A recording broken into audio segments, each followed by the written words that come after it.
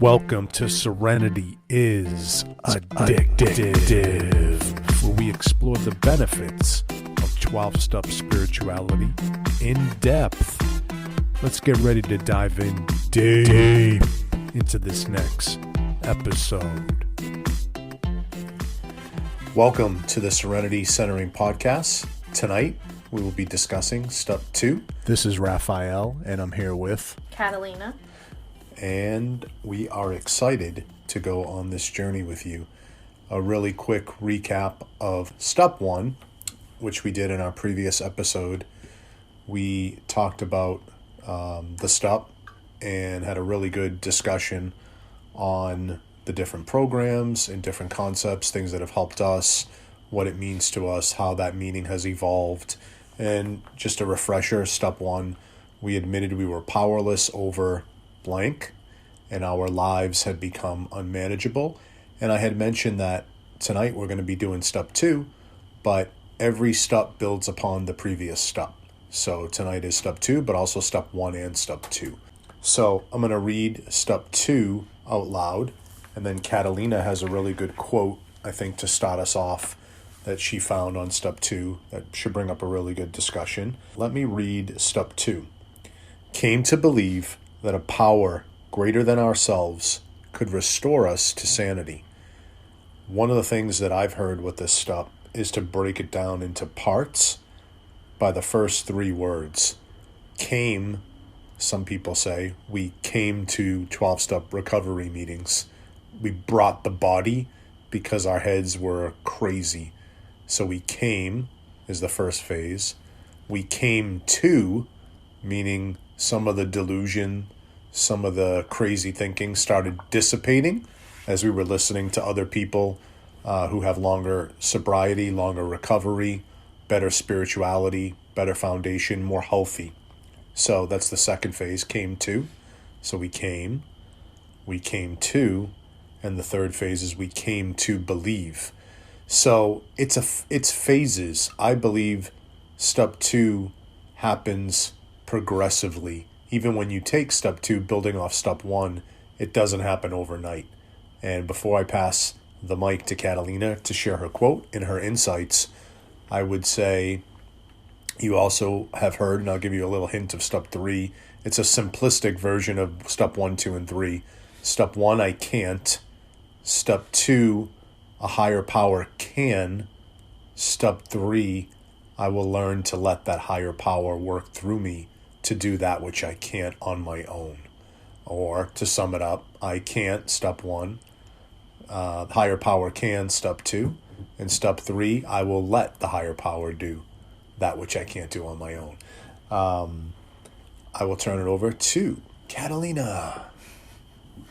Yeah, so one of the things that I think is really common with this step is those of us who may struggle with the concept of a higher power in general, or even as a higher power being God, and maybe our relationship with God or our understanding of God is not a great one. It's one maybe of, imagining God as something, horrible, or a judge who's coming after you with a ruler and things like that.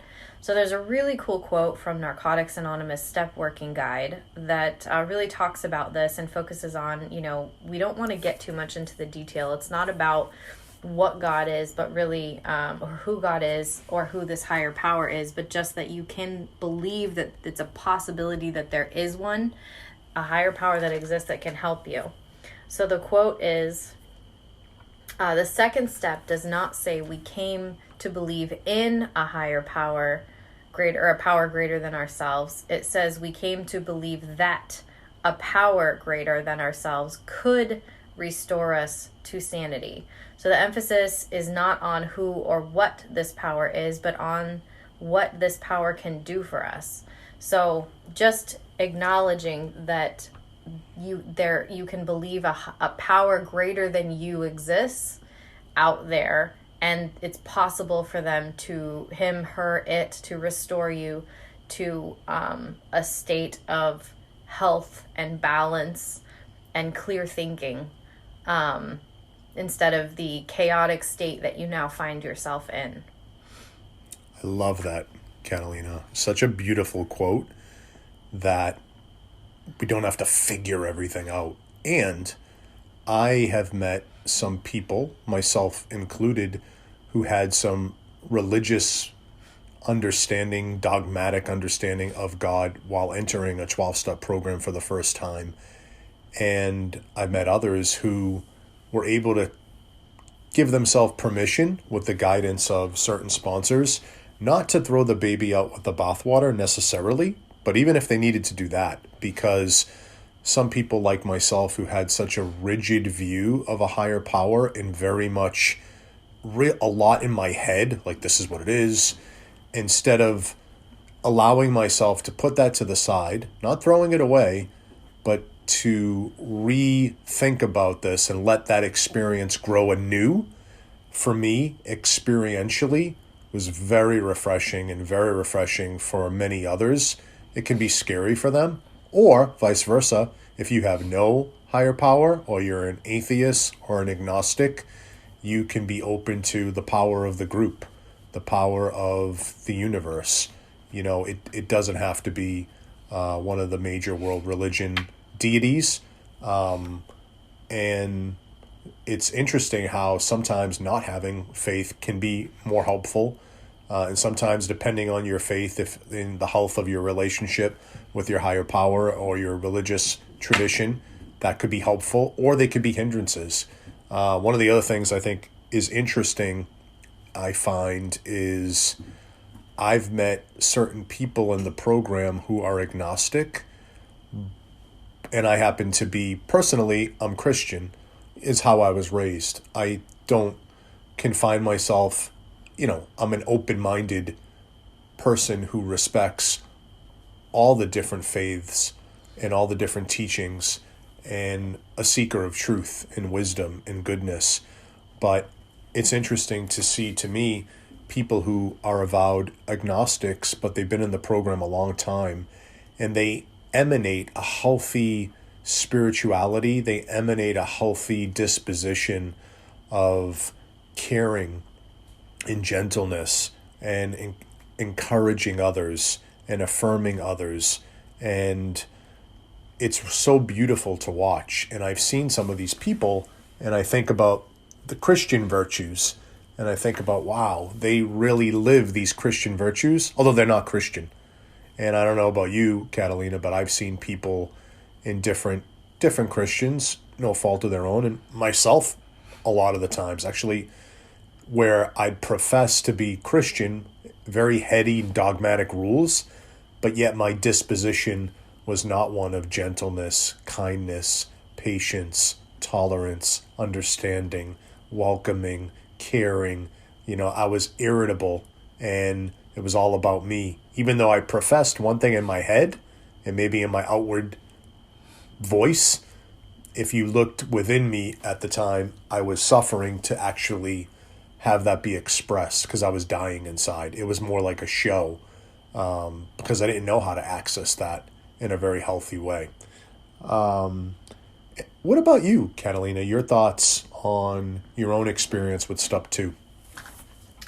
Yeah, well, I was also raised very conservatively religious, and, I think I grew up with that concept of God or a higher power as being a judge and being, somebody who's just kind of waiting for me to screw up, to like rub it in my face. And the best way to be a child of that God is to not need that God at all.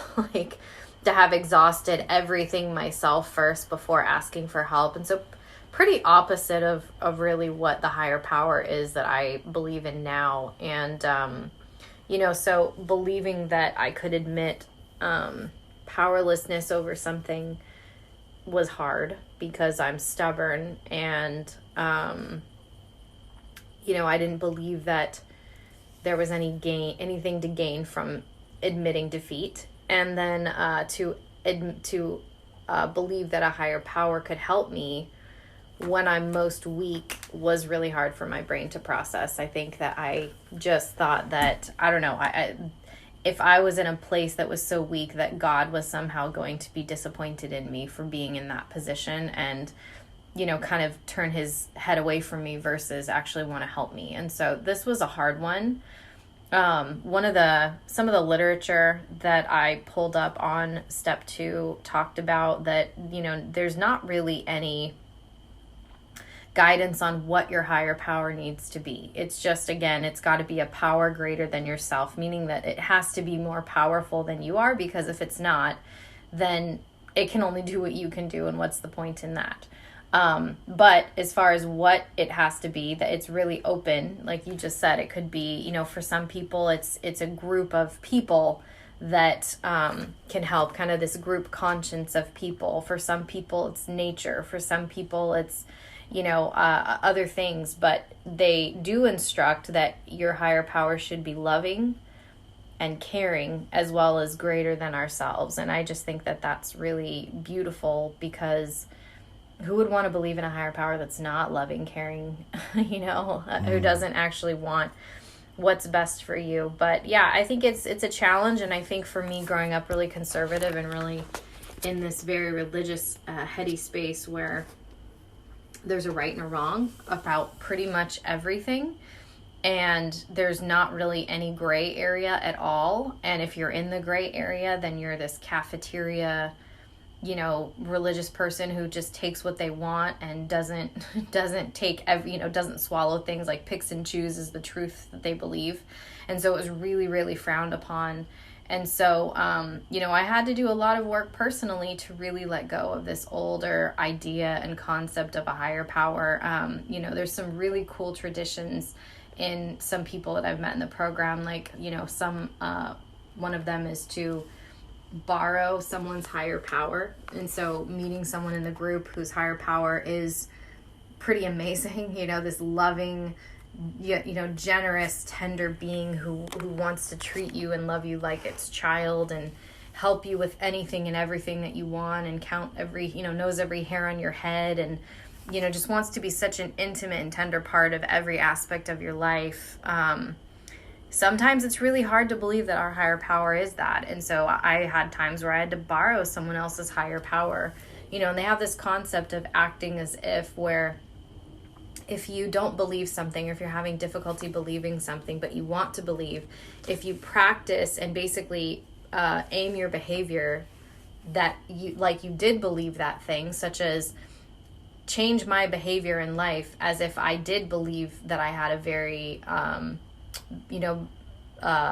kind and loving and caring higher power, that eventually the feelings of belief would come. And so that was pretty cool. Something else is writing a want ad for your higher power. And so basically, like, writing down what you think your higher power is today, which for me was very judgmental and, disappointed in me no matter how good I did, and things like that. And then what I wanted a higher power to be.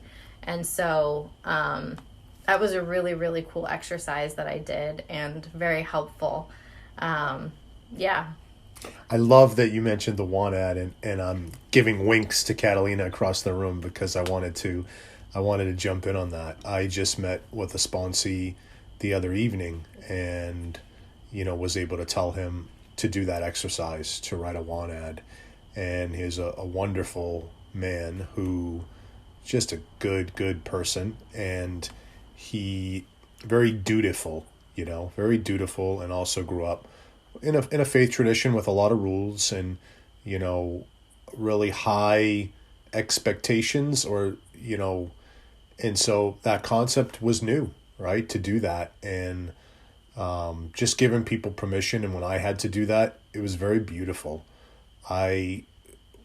For me, I call it the ABCs of spirituality, or the ABCs of religious faith, the kindergarten rules. Like, we go to kindergarten, we learn the ABCs. And if we don't get the ABCs right, we're never going to be able to write a word, write a sentence, write a paragraph. We can't move on. We got to go back. If we're screwing up with the ABCs and we don't know them, we can't do anything else. And for me, at the ABC level, the higher power has to have certain elements.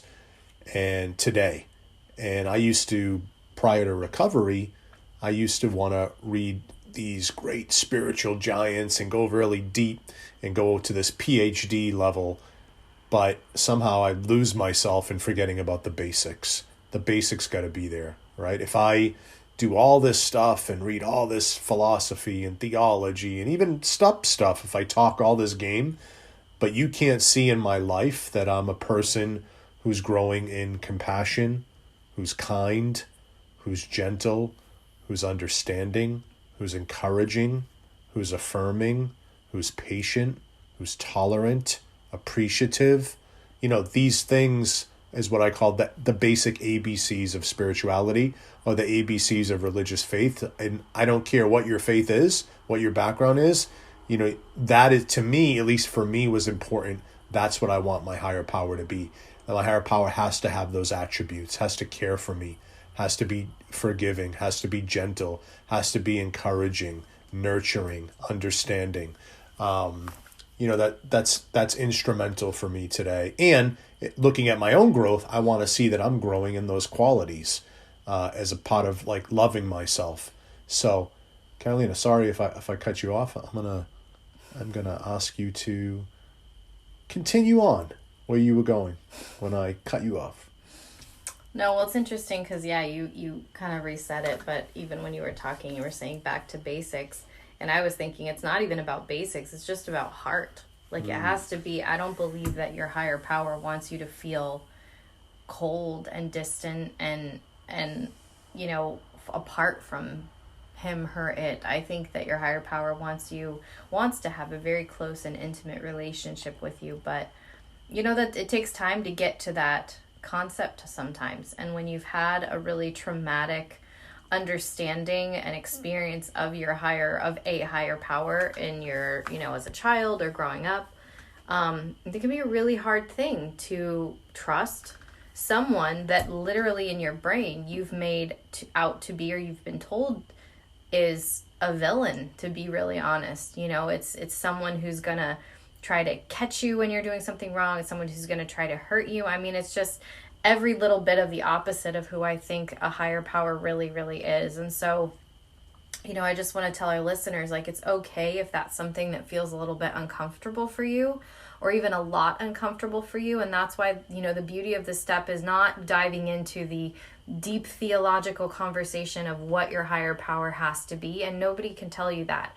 It's really just about believing that it's possible that a higher power out there could restore you to sanity. And, I really encourage you to, ask your higher power to reveal himself to you, or herself, or itself, or we've been talked about earlier, borrowing someone else's belief of a higher power, or, doing some of those exercises to just really establish who this presence is in your life. Something else that I wanted to spend a little bit of time on is this concept of sanity, because it says, came to believe that a power greater than ourselves could restore us to sanity. Well, what does that mean? What does sanity mean? What does insanity mean, right? I'm sure it's really easy to think of insane as somebody in a, mental institution who's just lost their mind, somebody, I don't know, with really heavy, serious mental conditions that make it impossible for them to be sane. But is it possible for us, like the average person walking around who's functioning, who has a job, who has a house, who has a family, who has relationships, to be insane and to need to be restored to sanity? So what does that look like? Well, again, some of the 12-step books really give us some direction on that. And it's really about, performing the same action again and again, each time expecting different results. There's actually a definition quote from Albert Einstein who talks about that. But, just like if you have listened to our first podcast on step 1, we talked about what it means to have your life be unmanageable, what it means to be powerless over something, and, using the example of relationships or things like that, and becoming so obsessed and just one single-minded in trying to control this person, place, or thing to be what you think it should be, and kind of truthfully playing that higher power role where you think that you know best, and you're literally driving yourself nuts in the process. You're obsessed about it, you're exhausted, you're ignoring other really important areas in your life that you're supposed to be taking care of, like your health or your mental health or your job or your family, in order to, putting important things on hold in order to try to obsess over this person, place, or thing that, is what you're interested in at the time. And so this is a form of insanity, trying to affect something that is out of your power. And so again, if I was standing in the street trying with all my might to stare at the cloud in the sky with my eyes and make it evaporate like some superhero, people would think I was crazy because I'm trying to control something that is clearly out of my control. I have no control over that cloud in the sky. That's a really easy example. But when we start talking about, having difficulties in our own life, having a boss who's really awful and abusive, having a spouse or a significant other who's really awful and abusive or manipulative or hurtful, having, an illness that is out of your control. I mean, these are all things that we're powerless over. And basically other person, places, or things other than ourselves, essentially, we don't have power over and we cannot control. And so when we try to, we get into a state of, I think it's correctly described as insanity, trying to do that and just, losing our sense of reality in the process, losing our sense of self. Like another thing that's really common with 12-step programs, especially co-addict 12-step programs like Coda or Al-Anon or things like that, is getting to a point where you literally forget who you are because you've become so single-minded about this other person, place, or thing. When asked, it's kind of a running joke in a sarcastic way of when you ask one of these people who's in this program when they're early on, like, hey, what's your favorite ice cream? They talk about, or what's your favorite thing to do, or where do you like to go, or how was your day? They start talking about that person, place, or thing that they're obsessed with instead, because they've literally become so small in their own mind, they have no self-awareness, and that's a form of insanity. So yeah, what are your thoughts? No, I love everything you said, Catalina, and it's great to just remember step 2 is hope.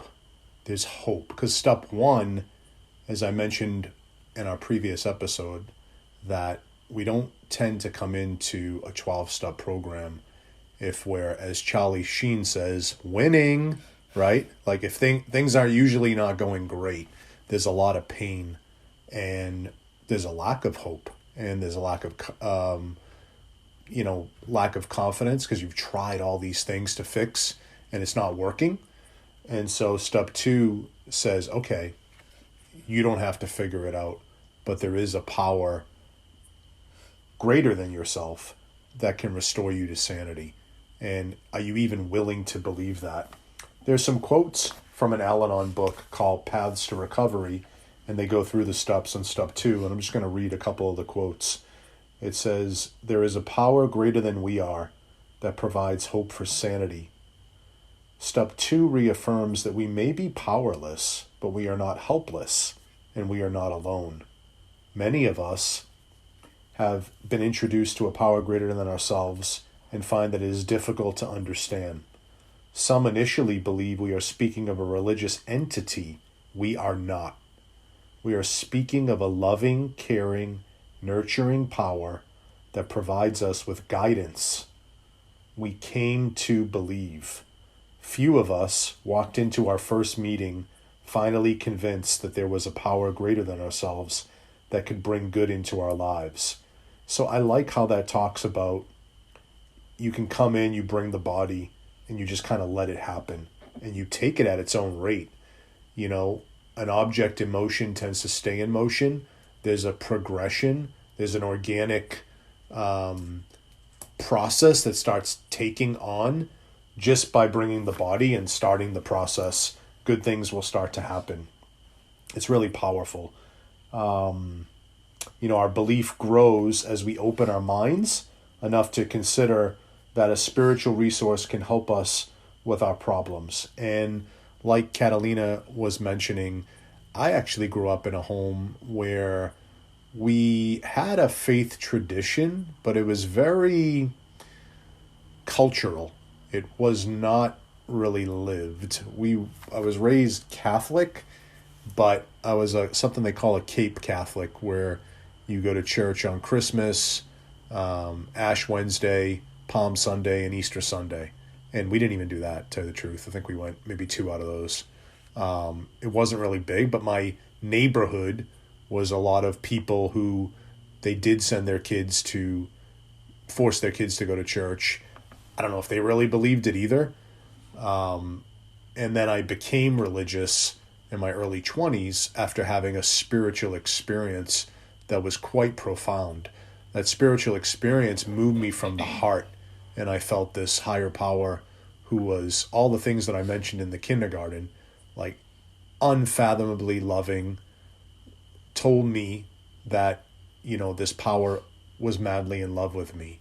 And I felt it was indescribable, the feelings experientially that I had. It blew my mind in such a powerful way that I wanted to give my life over to that power without knowing anything about any of this stuff.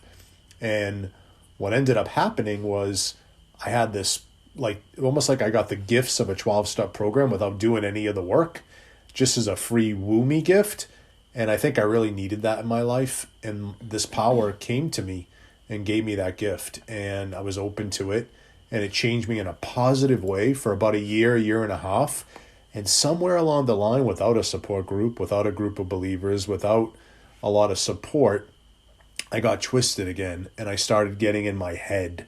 So instead of the gift came from the heart, and I got in my head and I started studying. I want to learn more, be better, be the best, be perfect. And it choked out what was beautiful. And I couldn't find that power to the degree that I had when that gift was given to me.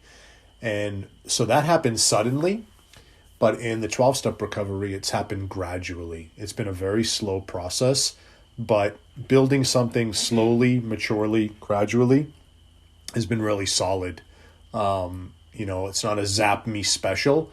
I'm really grateful for the slow process that it's been now, getting to learn and know my higher power. And it's still something that will continue for my entire life, like building that relationship, improving that understanding, that awareness, learning how to partner with. Step 2 continues, and it evolves more and more and more and more, and it gets better and better. So, Catalina, what do you think of all that? Well, you said a couple things that I'd love to focus on, or I'd like to dive in deeper. One of them is, what do you think the difference between powerlessness and helplessness is? Asking me? Mm-hmm. How much are you going to pay me for that answer? No, kidding. I think the difference between powerlessness and helplessness. Mm-hmm. So we're powerless, but we're not helpless. It's admitting that there's certain things that are outside of my control, that I can't handle, that I don't have power over, and putting down my arms and admitting that I can't, but I can make a change. I can do something differently. There are things that I do have control over, and if I learn to put my effort into those things, I can experience some new dividends. And you remind me of 2 things. One, the serenity prayer. God grant me the serenity to accept all the things I cannot change. All those things I cannot change, guess what? I'm powerless over. Give me the courage to change the things that I can. That's stuff that's in my hula hoop. That's stuff that's my part. And the wisdom to know the difference, right? Your will, God, be done. So that prayer helps me live step 2. And it's so easy to say, but if I'm really honest, I get so confused by that. There are so many things that I can be misled into thinking I have control over that I waste energy on. And I've heard you say this during these 2 podcasts that we've done on step 1 and 2. We've talked about that. And so that's how I kind of describe the difference. The last thing I will say, I ended our step 1 episode with the step 1 prayer. I'm going to say the step 2 prayer from AA now. And I think that will also touch on your question. The step 2 prayer is, God, I stand at a turning point. I ask for, so God, our higher power, I stand at a turning point. I ask for your care and protection as I abandon myself entirely to thee and give up my old ideas, my old ways, just for today. And so giving up those old ideas and those old ways, living in the problem, are focusing on things that I'm powerless over. And giving up that for new ideas of things that I can change that show that I'm not helpless. That's what I got. I'm sticking to it, Catalina. There's nothing you can do to change my mind. Now I'm interested I'm going to throw that back to you. What about you? Yeah, it's interesting because I think it's definitely something that's more conceptual than objective. And so meaning, I just looked up the definition of helpless, and it literally says unable to help oneself, powerless or incompetent. Oh, really? So it actually you set me up. It actually says powerless on there. I mean, I think the two words are very similar, but I think for me, what they refer to is, again, you kind of alluded to it, is powerless to me is really stuff outside of myself that I can't control. You know, other people, places, and things. And helpless is really me. And so, meaning, when I take the victim role, I don't do for myself what I can do for myself, and I pretend like I'm powerless over myself, that to me goes into helpless, which is basically not doing my part to control the things that I can control, which is myself. You know, it's funny because in alcoholics, adult children of alcoholics, there's a version of the Serenity Prayer that's really great, that basically says, God grant me the serenity to accept the people I cannot change, the courage to change the person I can, and the wisdom to know that that person is me. And so it's really, again, just focusing ourselves back onto ourselves, not from a selfish perspective, but really from a self-awareness perspective. If you don't have self-awareness, you're just going to get in all kinds of trouble. I'll have another question for you. Okay. What do you think the difference between religion and spirituality is? Yeah, it's a good question. I've heard better definitions that I can't remember formally, but I think religion is a set of dogmas, rules, practices. It's almost the form. I think spirituality can be a part of a religion, or it could not be. Meaning you could believe in a certain religion and not have a spirituality. And so what's spirituality for me? It's a great question. I believe for me, it's some type of experiential relationship that grows organically, gently, and it's in line with my humanity. And it almost intuitively moves and lets me know that it's good for me. I can experience it authentically, not just in my head, not just with rules. It's from the heart, as I was mentioning earlier, and that has been really helpful because I've not changed my faith tradition due to being in the 12-step recovery. Some people do. I've heard many people who were Christian and really tough Christian, more strict versions of the Baptist church or the Catholic church, kind of share a lot of trauma and a lot of pain from growing up in very, very strict churches, and Baptist and Catholic and conservative parts of Baptist church and the Catholic church are not the only ones. There are other denominations as well. And I've heard certain people talk about that in meetings, and they say today they found another God of their understanding. And that hasn't been the case for me. As I mentioned, I put everything to the side and allowed myself to rediscover my own faith tradition in a totally different way than I had been believing before 12-step recovery. That was beautiful and good, and allows me to still stay in my faith tradition and to experience all the things of those ABCs of faith and spirituality that I had mentioned before within my faith tradition.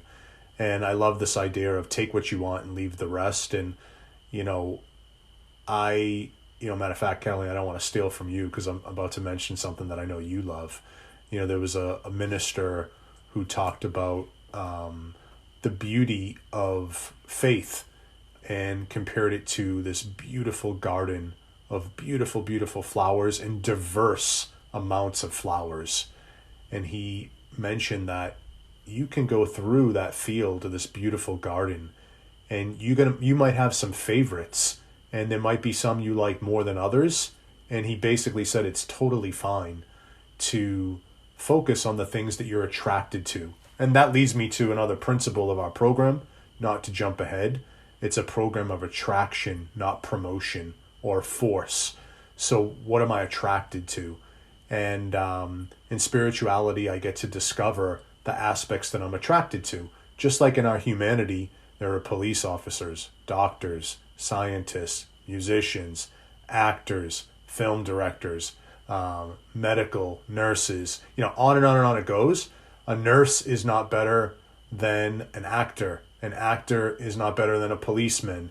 But hopefully, and this doesn't always happen, but hopefully we choose a profession, or ideally we choose a profession that's close to something that naturally works for us, that we desire, that aligns ourselves to our strengths, and we have the freedom, hopefully, to choose that which is more aligned to our strengths. And so the same thing with spirituality. It's not disregarding the other professions if I choose one profession, but I get to discover what works for me and what I like best. Same thing with Baskin and Robbins ice cream. I happen to like Rocky Road ice cream. When it comes to Ben and Jerry's, maybe Catalina will tell you her favorite ice cream, but I get to choose what I like. It doesn't mean, since I like Rocky Road, that everybody who likes strawberry or vanilla or this or that is a loser. No, we're all the same. I get the right to choose. I hope that doesn't sound too silly, but that's my answer. And let's see you deal with that. Let's see you try to top that, Catalina. Let's see what you got.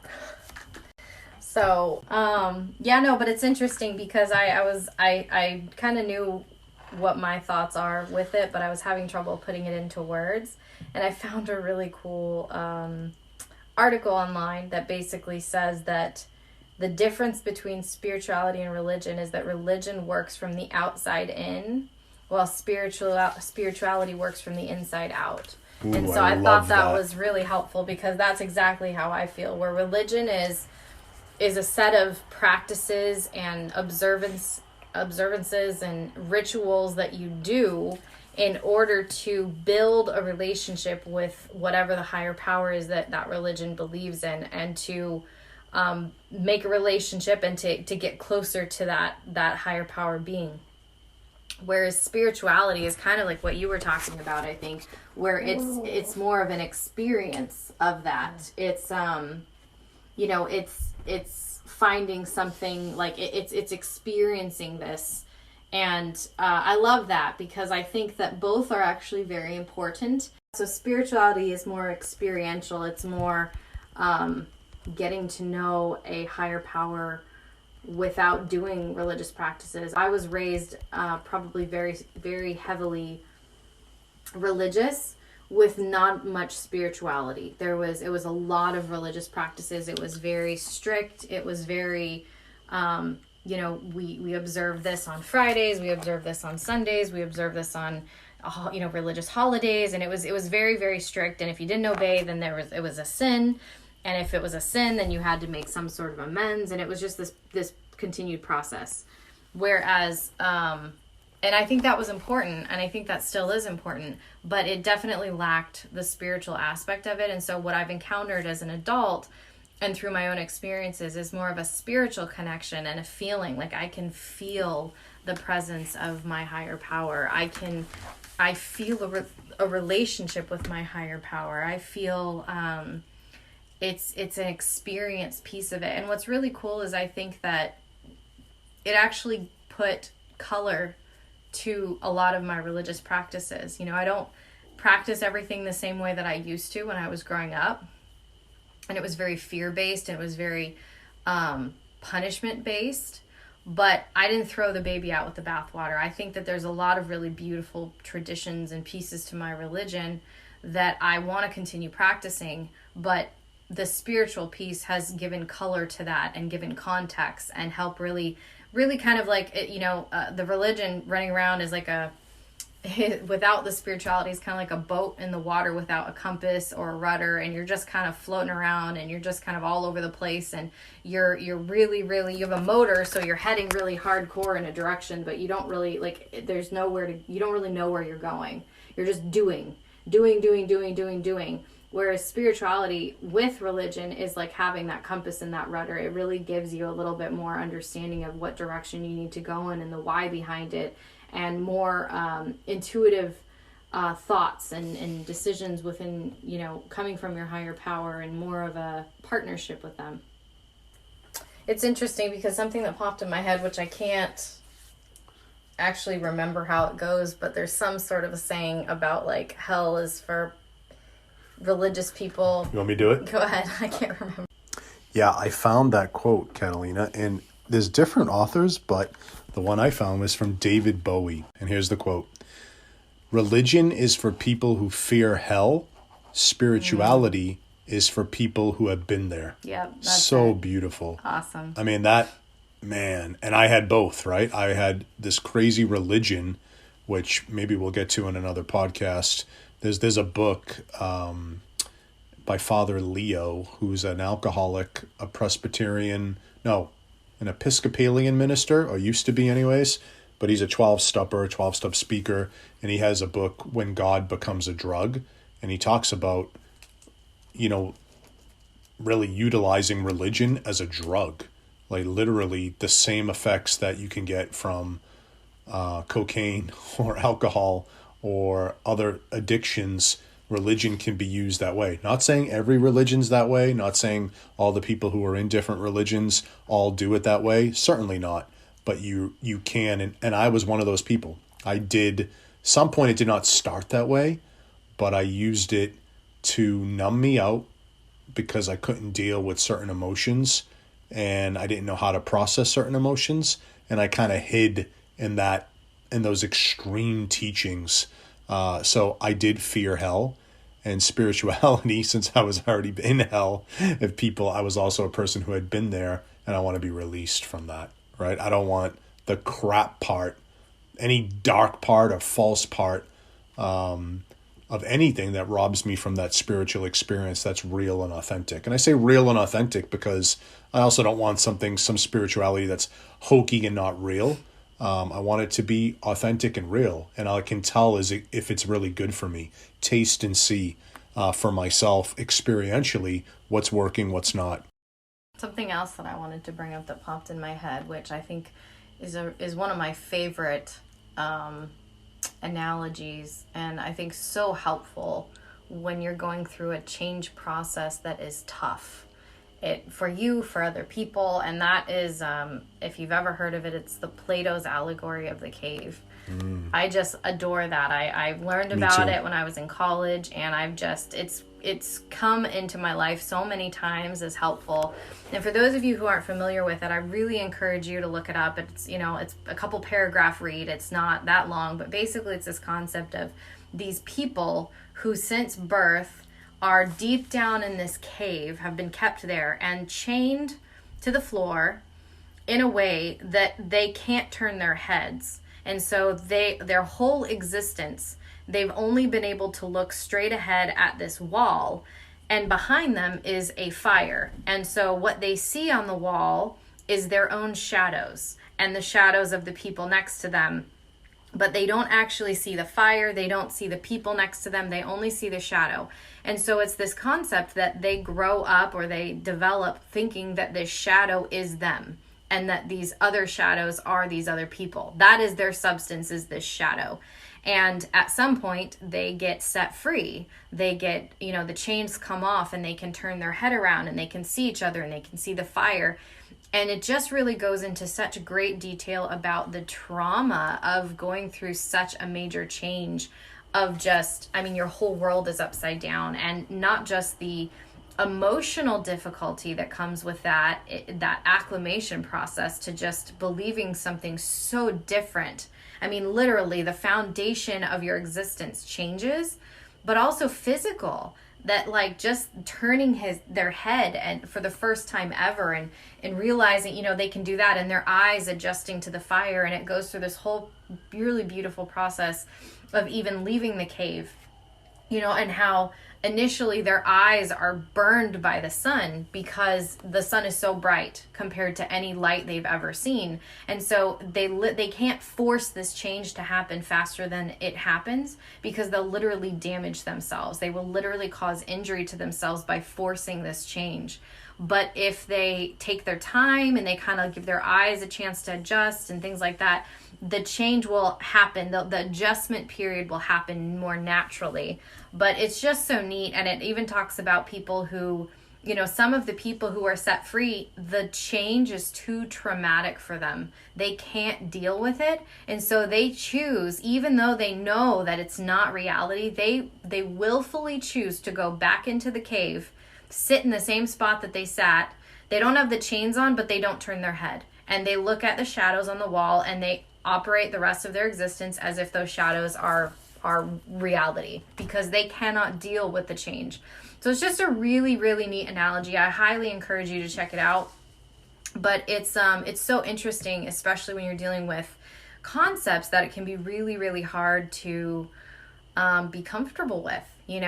Most of us have grown up feeling like we have some power over things, and that maybe we don't. And it just there's a whole process that goes to admitting that you have you're powerless over something that you thought you had power over, and that you need the help of this invisible being, whatever that is for you, to get you out of it. And even thinking that's possible, I mean, it's a huge leap of faith for some people. It's really, really difficult. And for some people, believing that power exists, like we mentioned earlier, is not difficult, but believing that power cares about them is really tough. So it's just, be patient with yourselves as you go through these changes. Be patient. If you're listening to this podcast, obviously you have some curiosity about recovery and what there might be for you, what answers and help might exist for you. But be patient, because it is a tough process. It's when you're challenging beliefs that it's just like a tree root. The deeper the tree root goes, the harder it is to dig it up. The deeper that those ideas are in you, the harder they are to challenge and to change, and it takes a long time. So just be patient with yourselves. You're not alone. I love that you brought up Plato's allegory of the cave, and we did not talk about that. Very cool that you were inspired to bring that up. It's so beautiful, not only for the stuff true transformation, but for the entire recovery process. That is what recovery has done and continues to do for me. It's a process of being in a cave. And another way to think about it is, if you're familiar with that show, The Matrix, those movies, I think there were 3 of them, but it's the same idea, like stuck in this matrix that I think is reality, and then coming out of it and seeing a real reality. But, coming out of that cave and my eyes squinting and hurting, because recovery, going from living in the problem, which is the cave, to gradually stepping into experiencing a solution and a power that works, and this whole new way of life that allows me a way of living, a design for living that produces more happiness, freedom, and joy. Wow. A design for living that produces more happiness, freedom, and joy, but it's totally new and different. And, stepping into that solution and experiencing a higher power as a solution is a process, and sticking with it and letting that process of leaving the cave happen naturally, but not giving up, and trusting what I'm experiencing, trusting the new. And even asking, as Catalina mentioned, if I don't have any higher power, asking for that higher power, if you exist, show me yourself. Show me yourself. That's a great prayer. And asking that higher power, if you really exist, give me the willingness to know you, to experience you. That prayer will never be not answered. And I say persistently seek that. Richard Rohr is a Franciscan priest who's really a cool dude. And he writes a book on the 12 steps, but he also puts out a reflection. I really like him as a spiritual teacher, but he mentions this idea, and I'll paraphrase, about before conversion, or I say before recovery, and this ties into Catalina's previous question. We tend to think our higher power is out there, right? So it starts outside in, like she said. After transformation, or after going through the 12 steps, we're spending a lot of time in 12-step recovery, practicing, living in this new way. God is not out there anymore. We don't look at the reality of him being out there. We look from within the present reality because we're in the middle of it now. He's invited us in. We are now a part of it. God now lives within us. And the whole thing is what Richard Rohr calls the mystery of participation. So by participating through action in the steps, this process tends to happen, which is very, very profound and healing. So, well, I have something to add. Okay. No, actually, when we were talking about powerlessness and the definition between powerless versus helpless, there was something I wanted to mention that I forgot. There is a beautiful, beautiful author, and I believe she's a psychologist, named Edith Eger, who has an incredible book. There is a beautiful, beautiful author who has a incredible book. I believe she's also a psychologist, practices out of San Diego. I think she's 93 years old at this point. But she has two incredible books that I highly, highly recommend. But she is a German woman who, or was Austrian woman? German, Austrian?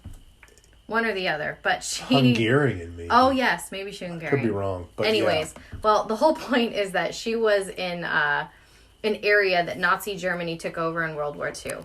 And she wound up being, I think she was 15 or 16 years old, and she wound up being a prisoner of Auschwitz. And almost lost her life, and has just an absolutely incredible story. We'll probably do a book study on it because it's got to be one of my favorite books. But anyways, what she talks about is this concept of powerlessness versus helplessness. And she talks about, the whole book is actually about the concept of making a choice and choosing to live, choosing to embrace life, choosing to face things that scare you, choosing, making this choice, and that nobody can force you to make that choice or not make that choice. And so it's really, really profound that when her mother was being separated from her in the lines where they were sending the parents to the crematorium and they were sending the children into the prison camp, her mother said, never forget that nobody can change what you put here in your mind. And so essentially she was telling her daughter, like, they can force you to do things. They can take things away from you. But what is in your own mind is your choice, and nobody can influence that. And so I think that's, a beautiful example of powerlessness versus helplessness. Helplessness is feeling completely, taken over by some other body or being in every part of you versus...